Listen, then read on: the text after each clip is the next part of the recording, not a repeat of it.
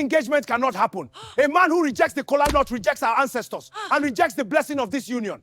Sir, I meant no disrespect.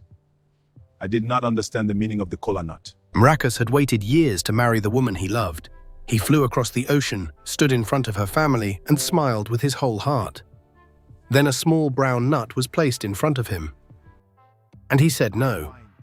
2 words. That was all it took to lose everything. The sun rose early over the village of Enuma. It came slowly at first, soft and orange, spreading itself across the tops of the palm trees and melting the last of the night mist away. Birds called out from the branches. Roosters answered. And down in the compound of Chief Adeola Adeyemi, people were already moving. Women carried trays on their heads. Men arranged chairs in long rows under a wide canopy of white and blue fabric. Children ran between adults and were gently redirected. Pots of soup hummed on fires. The smell of fried plantain and seasoned rice moved through the morning air like a quiet song. It was the day of Clara's engagement, and Marcus was the happiest man alive. He stood in front of a small mirror in the guest room of the village guest house, adjusting the collar of his white traditional attire. He had bought it on Lagos Island 2 days before, following the advice of Clara's cousin Tessa, who had flown in from Houston. He had practiced tying the red coral bead bracelet 3 times before getting it right. The compound was full by 10 o'clock. There were close to 200 people seated under and around the canopy. Older men sat in the front rows, dressed in traditional robes of various colors. They held carved wooden staffs and spoke to each other in low, measured voices. Women in bright fabric tied their head wraps high and held fans. Young people stood at the back and along the side walls, phones lifted, capturing everything. Chief Adeola sat at the center of the front row. He was a large man in his late 60s, with a round face and steady eyes that held authority without effort. He wore deep purple robes and a beaded crown that rested above his forehead. He had worked for 30 years in government administration before retiring to the village, where he had inherited his father's title of chief. He was a man of rule and order. He valued ceremony the way other men valued money. Clara sat with the women on one side of the compound, dressed in a deep green and gold traditional gown. Her hair was wrapped in matching fabric. She looked radiant. She looked nervous. She had visited the village twice before as an adult, both times briefly. She loved her father and respected his traditions, but she had grown up in Brooklyn. She could deliver a baby in an emergency, but she did not know the exact order of the engagement rituals. Marcus entered the compound with his family representatives. His uncle Philip, who had come from Lagos and had some knowledge of Igbo customs, and 2 older family friends who had agreed to stand in as his family delegation. The crowd observed them as they walked in. There were quiet murmurs of appreciation for their attire. The ceremony opened with prayers. Elder Festus, one of the oldest men in the village, Omo, stood at the front. He was thin and sharp-eyed, with deep lines on his face and a voice that was surprisingly strong. He spoke in Igbo first, then offered a brief English summary for the benefit of guests from abroad. Then a young man came forward carrying a wide wooden tray. On it sat several items: alligator pepper, bitter kola, and in the center, a cluster of pale brown kola nut pods. The young man carried it first to Chief Adeola, who nodded and touched one of the nuts. Then the tray was carried slowly around the front row of elders. Each man touched or acknowledged it. Then it moved to the family delegation section. Uncle Philip touched the nut immediately. The 2 family friends did the same. Then the tray reached Marcus. The young man holding it smiled and extended the tray toward him. Marcus looked down at the kola nuts. He saw the rough, oval pods. He had not eaten since the previous night because his stomach had been unsettled during the journey. He had a mild digestive issue, nothing serious, but enough to make him cautious about eating anything unfamiliar. That morning, he had skipped breakfast and was being careful. He looked at the kola nut and thought of it the way he thought of an unfamiliar food item. He raised his hand politely, shook his head slightly, and said in a kind, quiet voice, "No, thank you. I'm good." He smiled, the tray carrier froze. The compound went very quiet. It was the kind of quiet that happens when something expected does not happen. Not a loud silence, just an absence of the normal movement of sound. Elder Festus turned slowly in his chair and looked at Marcus. The other elders turned too. Some women near the front began speaking in low voices to each other. One older woman near Clara pressed her lips together. Clara's mother, who had been standing near the back, looked at her husband. Marcus looked around, confused. He thought perhaps the tray carrier had not heard him. He gave a friendly nod. I'm fine, really. Uncle Philip leaned close to Marcus and whispered something urgent in his ear. But the damage was already done. Elder Festus rose from his chair. He spoke in Igbo. His voice was not raised. It did not need to be. The sound of it filled the whole compound the way a drum fills a room. Another elder translated immediately for the wider group. The man who comes to take the hand of this family's daughter has refused the kola nut. He has refused the kola nut. He has refused the invitation of the ancestors to witness this union. He has refused the blessing that was prepared for him. Voices broke out across the compound. Marcus stood very still. He could feel the shift in the atmosphere. He turned to Uncle Philip. What just happened? What did I do? Easy. Uncle Marcus. Philip closed his eyes briefly. You refused the kola nut, Marcus. I know, my stomach, I haven't been feeling well. I didn't want to eat anything unfamiliar. Marcus. Uncle Philip's voice was careful and quiet. Accepting the kola nut is not about eating. It is about accepting the blessing. It is about showing respect to the family, to the elders, and to the ancestors. When you refused it, you told every person in this compound that you do not accept their welcome. Marcus felt the air leave his body slowly. I didn't know that. I know. But they do not know that you did not know. Chief Adeola had risen from his chair. His face was still and composed, but his eyes were hard. He spoke and another man translated for the guests who did not understand Igbo. A man who rejects the kola nut rejects the home. A man who rejects this home has no business taking what belongs to it. Clara, across the compound, had both hands pressed flat on her knees. Her face was pale. She was watching Marcus with wide eyes. An older woman near her leaned and whispered something. Clara shook her head quickly. Her lips moved, but no sound came across the distance. An elder near the back stood and spoke loudly. A few people called out in agreement.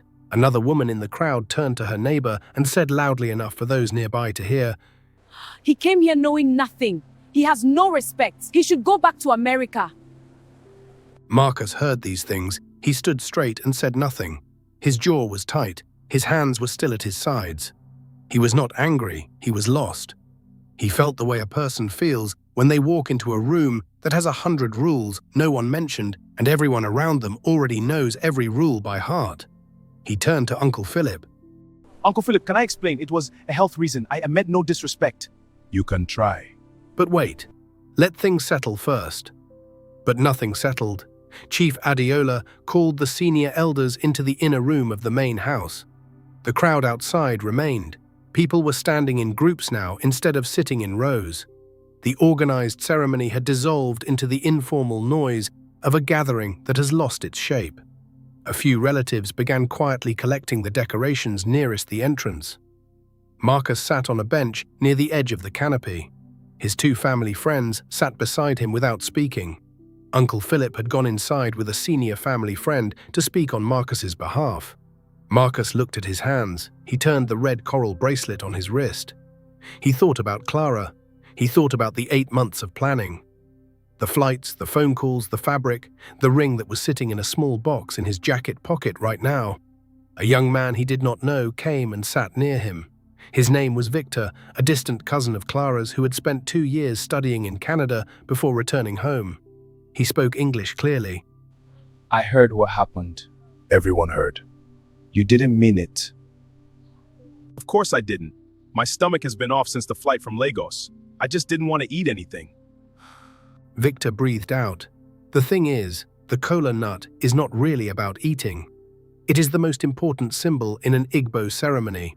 When you are offered it, you are being told. The ancestors see you, the elders accept you. This family welcomes you. When you say no, even politely, you are saying no to all of that. Marcus was quiet for a moment. I read about the ceremony, he said. I read everything I could find. I didn't read anything about this. Victor looked at him with something that was not pity, but close to it. Some things are not written. Some things are taught. Your parents left before you were born. You grew up somewhere else. That is not your fault, but it is still the situation. Inside the main house, the elders sat in a circle. Uncle Philip explained Marcus's health condition. He explained that Marcus had grown up in America. He explained that the refusal was not intentional. He used respectful words and a steady tone. Elder Festus listened without blinking. When Uncle Philip finished, the elder spoke. "Intention is carried in the heart," he said. "We cannot see inside a man's heart. What we can see is what he did, and what he did was refuse. The ancestors witnessed the refusal. The people witnessed the refusal. We cannot begin a marriage on a foundation that was broken before the first wall was built." Chief Adeola said nothing. He sat with his arms folded and looked at the floor. Another elder, Elder Samuel, a quieter man with round glasses and a slower way of speaking, said, Perhaps a second ceremony can be arranged. Perhaps with proper preparation. Elder Festus shook his head. Today was the day. The people came today. The preparations were made today. The ancestors were called today. You cannot call them back like a phone call. There was silence in the room. Then Chief Adeola spoke. The engagement is cancelled. When Uncle Philip came out of the house, his face said everything before his mouth did. Marcus stood up. "No," he said quietly, not in anger, more like a person who sees something falling and reaches for it too late. "Marcus." Let me speak to the chief. Let me talk to the elders myself. Let me explain. I already explained. They heard everything. Then let me hear it from them directly. Let me look them in the eye and tell them I am sorry, that I meant no harm, that I love Clara and I will spend the rest of my life learning everything I did not know. Uncle Philip looked at him for a moment, then he nodded. Marcus walked into the main house. The elders looked at him as he entered. He stood near the doorway. He did not sit without being invited to. He stood tall and he spoke. My name is Marcus Cole. I was born in New York. My parents came from Nigeria before I was born. I grew up far from this village. I came here because I love your daughter and I wanted to do this the right way, in front of the right people. When I was offered the kola nut, I did not eat it because I have been unwell since my flight. My stomach was sensitive. I thought it was like being offered food and politely declining. I did not know what it meant. I did not know it was a blessing. I did not know it was a covenant. I know that now. I am deeply sorry. I am sorry to this family, to these elders. The room was quiet. Elder Samuel looked at him with thoughtful eyes. Elder Festus looked at the wall. Chief Adeola looked at Marcus steadily and said, "A man who does not know his own roots is a man who may break other things he does not understand. My daughter deserves a man who knows what he is walking into." Marcus held the chief's gaze. "Every day I am with Clara, I learn something. That is who I am. I am a man who does not stop learning. I made a mistake today from ignorance, not from arrogance. I am asking for the chance to correct it." The chief said nothing more. Elder Festus said, "The decision has been made." Marcus walked out. Marcus was 31 years old. He was tall, with broad shoulders and a quiet way of carrying himself. Back in New York, he was a civil engineer who designed bridges and drainage systems for a city firm. He was the kind of man who planned things carefully, who wrote lists, who checked things twice. He had been planning this day for 8 months. He had known Clara since they were both 17 years old, sitting in the same calculus class in a Brooklyn high school. She had laughed at his pencil case. It was shaped like a circuit board, and he had never forgotten the sound of her laugh. They had been friends all through high school, then had gone to different universities, then had somehow found their way back to each other at 26 when she was finishing her medical residency and he was starting his second engineering job. They had been together for 5 years after that. Clara was a doctor. She worked in internal medicine at a hospital in New Jersey. She was the kind of person who remembered small things: birthdays, allergies, the name of a stranger's dog. She had a steady, calm presence that made difficult situations feel manageable. They had both grown up in America. Their parents had come from Nigeria decades ago, and while both families still carried pride in their Nigerian roots, most of the daily customs had faded with time. Marcus's parents were from a different Nigerian state entirely. He had grown up eating jollof rice on weekends and watching Nollywood films with his mother. But the deep traditional customs, the ones that lived in the bones of a village, were things he had never fully learned. When Clara's father, Chief Adiola, had insisted the engagement be held in the ancestral village of Enuma rather than at a ceremony hall in New Jersey, both Marcus and Clara had agreed without hesitation. It felt right. It felt meaningful. Marcus had spent 2 weeks researching Igbo engagement customs online. He had read about the introduction ceremony called the Imi Ego. He had read about the items to bring, the palm wine, the drinks, the monetary gifts. He had prepared everything his research told him to prepare. He had not read about the kola nut, or rather, he had seen it mentioned in passing. He remembered reading something like, "Kola nut is offered as a sign of welcome and blessing." He had thought it was simply a welcoming gesture, a formality, like offering tea. The sun was going down over the fields at the edge of the village when Clara found him. Marcus was sitting on a low concrete wall near an old mango tree at the far end of the path that led out of the compound toward the open land. He had his jacket off, folded beside him. He was looking out at the fading light. Clara came quickly. Her eyes were red, but her face was composed the way she composed herself in hospital emergencies, feeling everything but staying upright. She sat beside him on the wall without saying anything at first. They sat together in the quiet of the evening. Insects called out. A goat moved somewhere in the distance. The last light of the day made the tall grass glow gold at the tips. Finally, Clara spoke. I'm so sorry, Marcus. You don't have to apologize to me. None of this is your fault.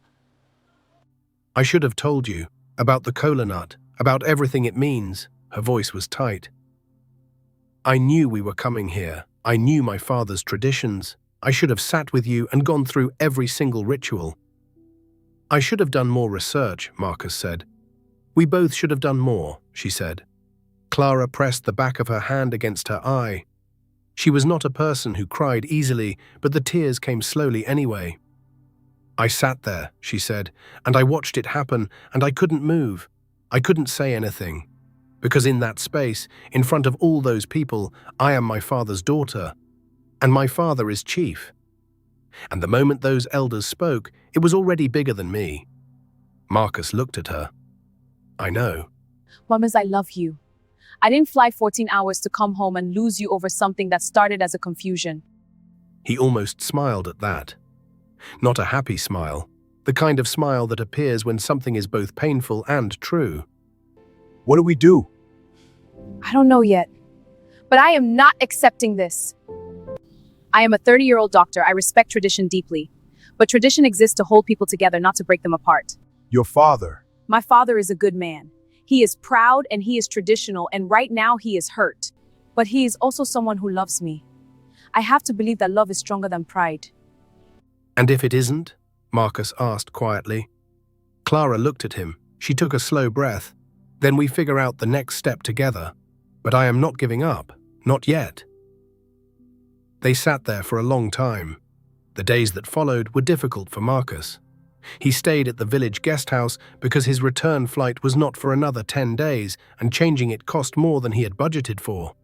Uncle Philip stayed with him for 3 days and then had to return to Lagos for work. The village was small. Everyone knew everyone, and everyone knew what had happened. When Marcus walked down the main road to the small shop at the corner to buy water, the shopkeeper greeted him without warmth. He handed Marcus the water without meeting his eyes. An older man sitting near the doorway of the shop looked at Marcus and then looked away as if looking too long would mean something. At the small restaurant near the guest house where Marcus sometimes had breakfast, a group of men at a corner table stopped talking when he walked in. They did not start again until he had sat down far from them. Nobody was unkind in a direct or obvious way. There were no confrontations, but there were no smiles either, no greetings, no conversations. He was present but invisible, like a guest whose welcome had expired without being announced. Victor came to see him once, on the 3rd day. "How are you holding up?" Victor asked, sitting across from Marcus in the small guest house sitting room. "I'm managing," Marcus said. "It's quiet." Victor nodded. People here value ceremony very deeply. What happened at the compound? It will take time for them to see past it. "Does everyone know the full story, that it was a health reason?" "Some do," Victor said honestly, but understanding is slower than reaction. The reaction happened in front of 200 people. The understanding can only happen one person at a time. Marcus looked at his hands. And Chief Adeola, has he said anything? Victor hesitated. What? Marcus asked. Victor looked at the table. The chief has been in meetings with some of the senior family heads. There is talk that Clara will be formally introduced to another man, a man from a neighboring family. Someone who knows the customs. Marcus was quiet for a long time. How serious is that talk? He finally asked. With Chief Adeola, Victor said carefully, serious talk usually becomes serious action. Marcus could not sleep well. He lay on the narrow bed in the guest house room and stared at the ceiling. The fan above him turned slowly and made a soft ticking sound. Outside, nightbirds called. He had brought 3 books to read during the trip. He had not opened any of them. Instead, he had borrowed a notebook from the guest house owner and had been writing things down. Things Victor told him. Things he read on his phone. Things he was only now beginning to understand. The kola nut was not food. It was a living symbol. When you were offered it, you were being told, this family opens itself to you. When you touched it or accepted it, you were saying, I receive this home and everything it stands for. When the elders prayed over it, they were calling the ancestors to be witnesses. It was a covenant, made not just between 2 people, but between 2 worlds, the living and those who had gone before. Refusing it did not just mean refusing a snack. It meant refusing the entire sacred framework that held the ceremony together. Marcus sat with that understanding for a long time. He felt the weight of it differently now, not as guilt, but as genuine sorrow. He had walked into something ancient and beautiful and had accidentally torn a hole in it without even knowing the fabric existed. He thought about his parents. They had left Nigeria when he was still in his mother's stomach. They had built a life in New York, working long hours, raising him and his sister in a 1-bedroom apartment that later became a 2-bedroom apartment. They had cooked Nigerian food. They had spoken Igbo sometimes at home, but the daily living weight of tradition, the rituals, the protocols, the sacred ceremonies, those had been left behind somewhere between Lagos and JFK Airport. Not on purpose, just by distance and time. He thought about Clara. He thought about her sitting across from him on that wall at the edge of the village as the stars came out. He thought about the way she had wiped her eyes and still looked at him with steadiness. He thought, I will not leave this village without fixing what I broke. He did not know how yet, but he knew that. On the 7th day after the cancelled engagement, a small announcement was made at the village square. Marcus heard about it from the guest house owner. A quiet woman named Agnes, who had begun treating Marcus a little more warmly after she had heard the full story from Victor. The chief has announced an introduction, a family from the next village. The man is called Daniel. He is a businessman. He has lived here all his life. He knows the customs and everything about this village. Marcus sat very still in the plastic chair near the guest house entrance. When is the wedding? It is in 3 days. 3 days. Marcus looked at the notebook in his hand. He had been writing Clara's name on the corner of every page without realizing it. He tried to reach Clara by phone. She did not pick up. He tried again that evening. Still nothing. He did not know if it was because she could not answer, or because she was being watched, or because she had made a decision of her own. That night, he sat outside on the guest house step and looked at the sky. Victor came by on a bicycle and stopped when he saw Marcus. You heard. I heard. Victor leaned the bicycle against the wall and sat beside him. Daniel is a decent man, Victor said. He is not unkind, but Clara does not know him. She met him once at a family event 2 years ago. They have not spoken since. And Chief Adeola is serious about this, Marcus asked. The invitations are already sent, Victor said. Marcus looked at the road in front of him. A moth circled the light above the guest house door. On the wedding day, is there a moment in an Igbo ceremony where someone can address the gathering? Victor looked at him. There is a moment before the elders give the final blessing. Guests are sometimes invited to offer words of goodwill. And if someone who is not invited stands up and speaks? That would be against our traditions. It would be seen as a disruption, but it would be heard. Everyone would be listening. Marcus said nothing else. He just nodded once and looked at the moth circling the light. 3 days passed. Marcus did not eat much. He did not sleep much. He sat in the guest house room and he wrote what he wanted to say. He crossed things out and rewrote them. He said the words out loud to the small room and listened to how they sounded. He removed the parts that felt too dramatic. He kept only what was true. He thought about what he was about to do.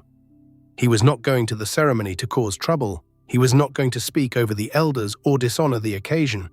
He was going to walk in, stand where everyone could see him, and speak from his heart. He was going to say what was true, and then he was going to accept whatever happened.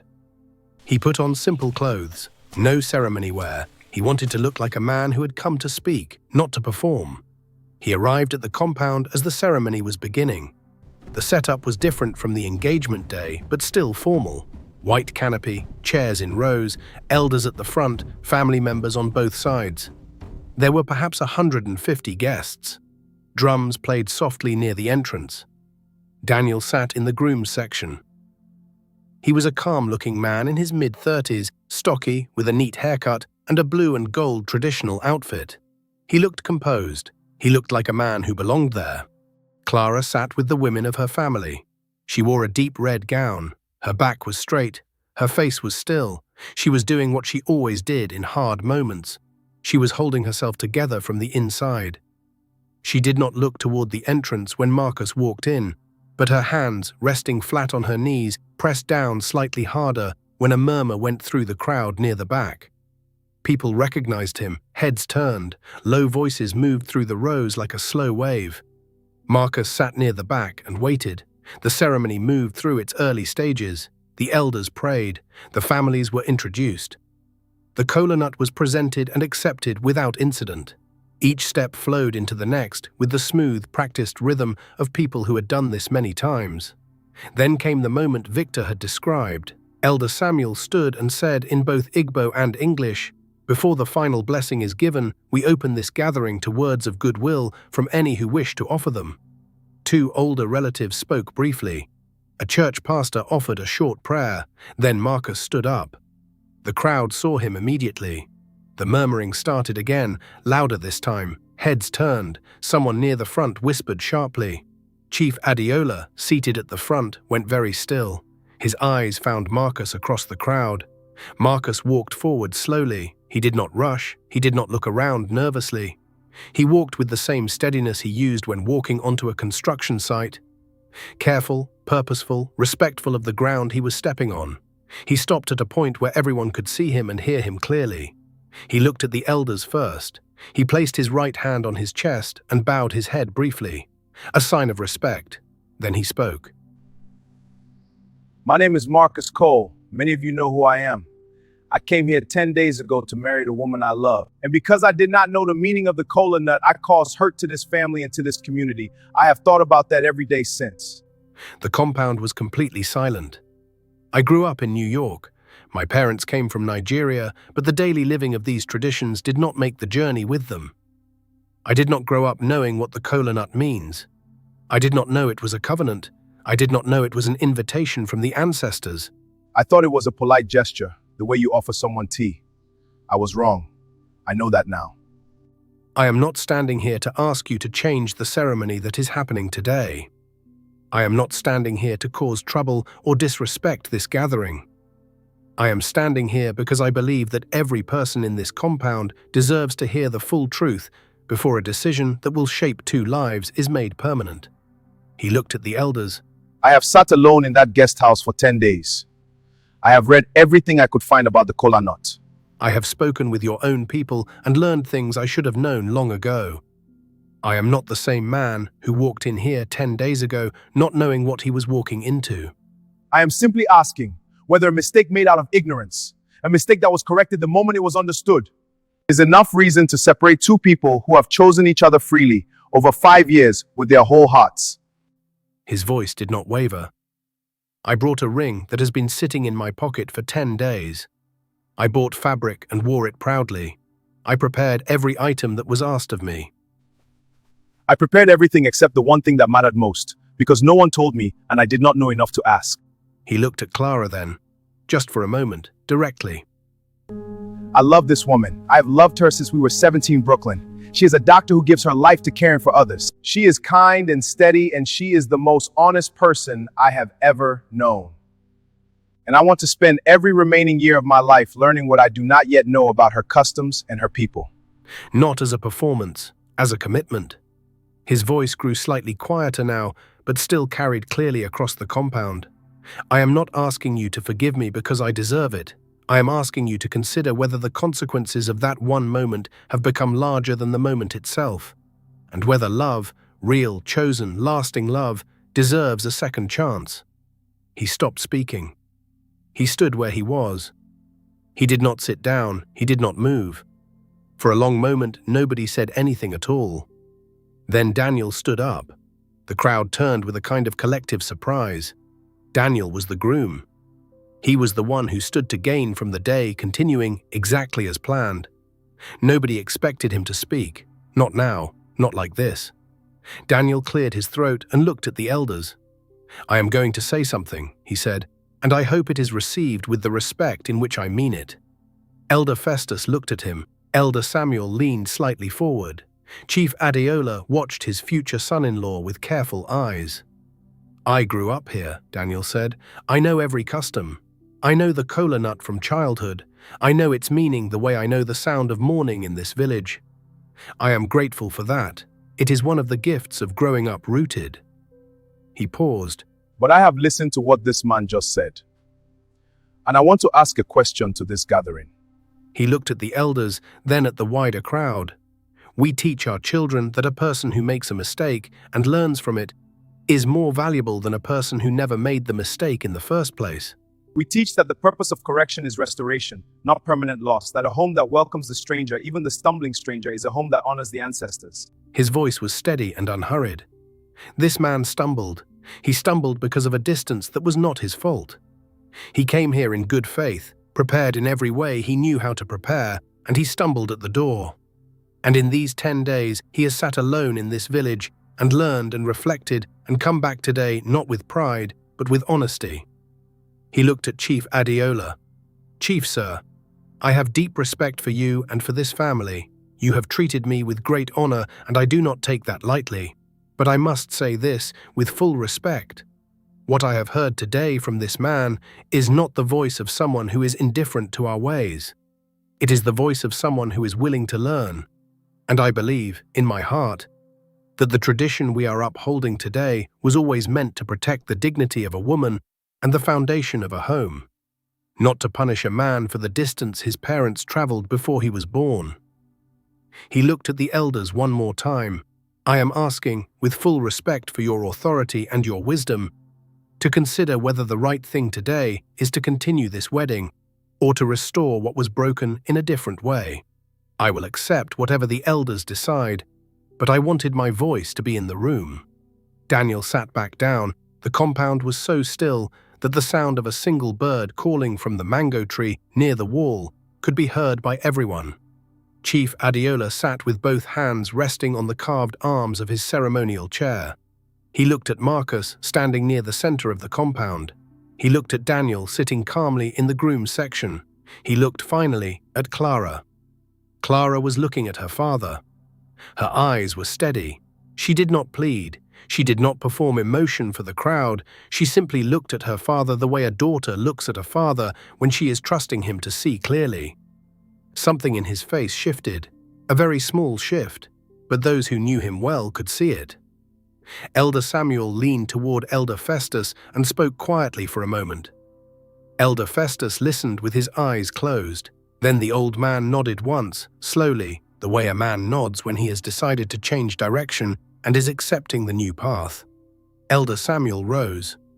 "This gathering has heard many voices today," he said, "and the elders have listened to all of them.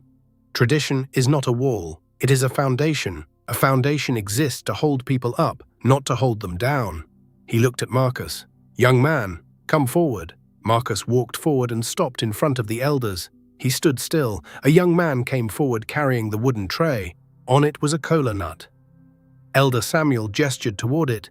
Marcus looked at it. He looked at the elders. He placed his right hand gently over his heart and bowed his head. Then he reached out and placed both hands around the kola nut. He held it carefully, the way you hold something you now understand the weight of. He accepts, Elder Samuel said. The compound exhaled. Chief Adeola rose from his chair. For a long moment he looked at Marcus. Then he walked toward him, slowly, with the full weight of his title and his years. He stopped in front of Marcus and studied him. Then he spoke in English so that everyone could hear. My daughter is everything to me. If you forget that even once, this village will remember on her behalf. Marcus looked at him directly. I will not forget it, sir. Chief Adeola placed his right hand briefly on Marcus's shoulder, just for a moment. Then he stepped back. He turned to the gathering. Today this village will witness a marriage, as it was meant to. Yes, Chief. Let the celebration begin! What followed was not a quiet or solemn affair. It was the kind of celebration that a village builds when something is restored rather than simply begun. There was a feeling in the compound that was hard to describe, something between relief and joy, and the satisfaction of a story that bent hard before finding its right ending. Someone began to drum. Then another joined. The sound built quickly from tentative to full, filling the afternoon air. Clara stood and walked forward. She did not look at the crowd, she looked at Marcus. She walked to where he stood at the center of the compound and she stopped in front of him. Her red gown caught the late afternoon light. Her eyes were clear. You came back, she said quietly. I said I wouldn't leave without fixing what I broke, he said. She took his hand. Elder Samuel performed the blessing. The words rose over the compound in Igbo and settled over everyone present, like something that had waited a long time to be said. The kola nut was broken properly this time. Marcus held it, and Elder Samuel separated the lobes carefully, and each lobe was passed to the family members and to the elders as was proper. Marcus took his piece and ate it. He tasted the bitterness of it on his tongue and did not look away from it. He accepted the bitterness and the meaning both. Chief Adeola watched. His face was serious, but his eyes had softened. Aunt Tessa cried in the second row, in the happy way that people cry when something good almost did not happen. Daniel sat near the edge of the compound. He had a quiet expression, not sad, not regretful, something more like peaceful, as if he had done what he had come to do, and it had turned out to be something completely different from what he had expected, and he was at peace with that. Victor stood near the back and watched everything. When Clara and Marcus stood together in front of the elders, the drumming reached its full height, and the women began to sing. The voices rose together, layered and strong, into the open evening air above the village of Enuma. Marcus stood straight. He held Clara's hand firmly. He listened to the singing around him, words he did not know yet, in a language he was only beginning to find, and he felt them enter him the way music enters a person, not through understanding, but through something older and quieter than words. He thought about the kola nut tray, about how small the gesture had seemed when he waved it away. He thought about what it had cost. He thought about what it had taught him. Some lessons come gently, some come with 10 days of silence and the weight of an entire village looking the other way. Both kinds are real. Both kinds stay. When the elder pronounced them, joined before the community and the ancestors, Clara turned to Marcus and smiled. It was the same smile she had given him in a calculus classroom in Brooklyn when she had laughed at his circuit board pencil case and he had felt something shift permanently inside him. He smiled back. Outside, the sun was going down again over the palm trees and the tall grass at the edge of the village. But this time, the light felt different. Warmer. Like it was staying a little longer than usual. Like even the sky had been waiting to see how it ended. This wasn't just a wedding story. It was a choice between pride and restoration. If you believe real love deserves a second chance, comment, "Love deserves restoration." If you were in Marcus's place, would you have stood up and spoken? Share your thoughts below. I read every comment.